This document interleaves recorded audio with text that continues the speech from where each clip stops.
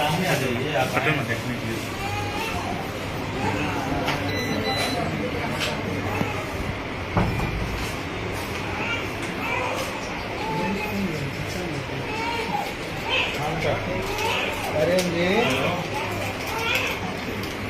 अरे बात करने की स्थिति में नहीं है।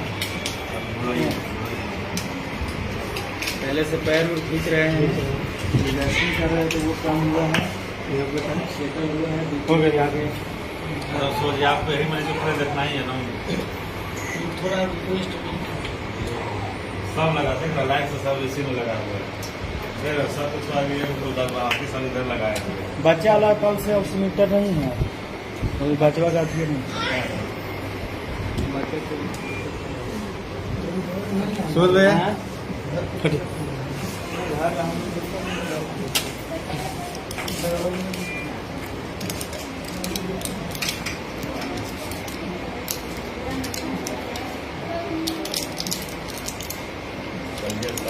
होगा तो यही मनाइए, दवा पूरा काम करता है ना।